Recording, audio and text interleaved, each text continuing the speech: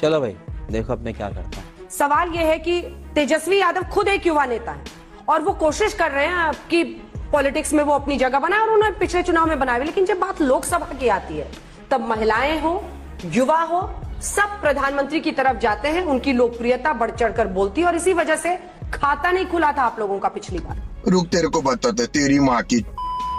थोड़ी मर्यादा रखिए, अभी मजा आएगा ना भिड़ो। चलिए शुरू करते हैं। पहली लोकसभा में हम देखें तो 78 मिलियन महिलाएं जो है वोट की हुई थी और वो धीरे धीरे एक प्रोसेस होता है, उसके तहत आकर आज 2019 में 0.17% जो महिलाओं का मतदान था वो पुरुषों के भी मतदान से ज्यादा था। ये एक दिन का काम नहीं है। बात तो सही है।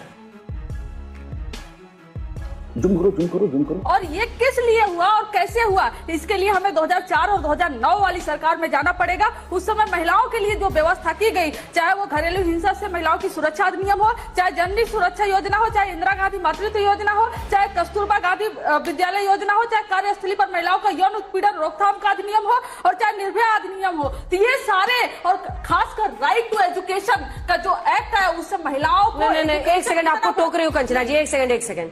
इसका श्रेय कम से कम आप लोग मत लीजिए। कोई राजनीतिक पार्टी, ना बीजेपी ले, ना कांग्रेस ले, ना आरजेडी ले, ना कोई और ले। समझ रहे हो आप समझ रहे हो? Here I come. इसका श्रेय कोई मत लीजिए, मैं आपसे रिक्वेस्ट कर रही हूँ जी। महिलाओं ने अपनी आवाज खुद, ये नहीं कि आपने कुछ कर दिया ऐसे महिलाएं ज्यादा। मुझे जवाब प्लीज आप करिए, लेकिन जब क्रेडिट प्रधानमंत्री नरेंद्र मोदी जी को देने इसका क्रेडिट वो भी नहीं ले सकते। शर्म करो शर्म। मजा आया। तो एक वजह है महिलाओं की शिक्षा। महिलाओं की शिक्षा जैसे जैसे बढ़ती गई है, जागरूकता बढ़ती गई है, वो समझती गई है कि हमें कौन सी सरकार चुननी है। और इसलिए हम कहते हैं कि 2024 का जो इलेक्शन होने वाला है वो 4 क्रूशियल पॉइंट पे। पहला, बेरोजगारी, जिसकी सबसे ज्यादा मार महिलाओं पर है। अरे 1200 सिलेंडर किसने दाम बढ़ाया था? नेहरू जी ने नहीं बढ़ाया था, आप लोगों ने बढ़ाया और 100 रुपए कम कर दिया, तो उस पर क्या ताली ठोक रहे हो?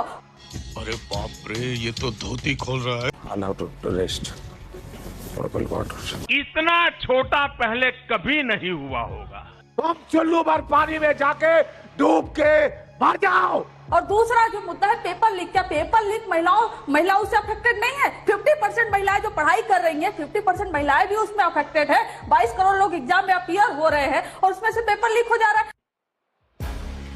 ये बिक गई है गवर्नमेंट, अब गवर्नमेंट में कुछ नहीं है। तो ये जो समस्या, दूसरा जो सेफ्टी का, इन्होंने खूब तार ठोका था सेफ्टी का, लेकिन अपने ही प्रधानमंत्री के इलाके IIT BHU में नहीं बताएंगे कि एक लड़की के साथ इनके 3 पदाधिकारियों ने गैंग रेप किया और उसके बाद फिर 2 महीने तक वो चुनाव प्रचार में मध्य प्रदेश में रहे। उस पर ये बात नहीं करेंगे और पहुंच जाएंगे कहाँ।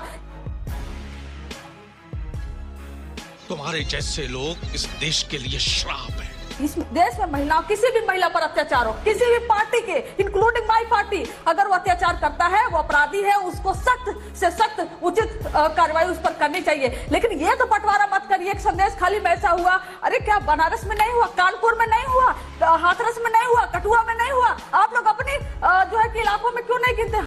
यही नहीं, अभी और सुनिए। चुनाव जो महिलाएं हैं बहुत समझदार हैं, उनको किस लिए देना है और किसको देना है, उन्होंने प्रधानमंत्री नरेंद्र मोदी जी पर अपना विश्वास जताया था, 2014 से जताया था, लेकिन वो पूरी तरीके से फेल हो चुका है और ध्वस्त हो चुका है। खत्म बनाएंगे। इसके बाद सबसे ज्यादा जो कार्रवाई होगी वो भ्रष्टाचार पे होगी। उत्तर प्रदेश की रैली से, पहली रैली से मोदी जी ने बोला है। मैं सबसे पहले तो आपका स्वागत करता हूं कि आप लोधी खेड़ा के पावन धरा पे आए और पहली बार लोधी खेड़ा में ऐसा कोई डिबेट हो रहा है, तो मैं आपको धन्यवाद देना चाहूंगा। और रही बात गारंटी की भी है ना, तो गारंटी इनके फाइलों में गांव का मौसम गुलाबी है, मगर ये आंकड़े झूठे हैं, दावा किताबी है। ये आपको भी पता है, आपने देखे अच्छे दिन आए नहीं आए, skill India, make in India, stand up India बना नहीं बना, 100 स्मार्ट सिटी बनी नहीं बनी, किसानों की आय दोगुना हुई नहीं हुई, आज तक हुआ क्या? बुलेट ट्रेन चली नहीं चली। तो ये गारंटी में कोई विश्वास नहीं है। और 400 पार मुझे नहीं लगता कि बीजेपी या एनडीए इस बार 400 पार लेंगी। इस बार जो इंडिया का गठबंधन है, जो वोट बैंक जो कटता था है ना, क्षेत्रीय दल जो होते थे, वो कांग्रेस का वोट बैंक क्षेत्रीय पार्टी ले लेती थी, अभी वो सब मिला के एक हो गए है ना। बीजेपी वैसे भी 32 या 33 वोटिंग परसेंटेज होता था, 67 वोटिंग परसेंटेज डिवाइडेड हो जाता था ना। इंडिया गठबंधन के 2 नेता निकल गए, नीतीश कुमार और जयंत चौधरी, क्या फर्क पड़ेगा?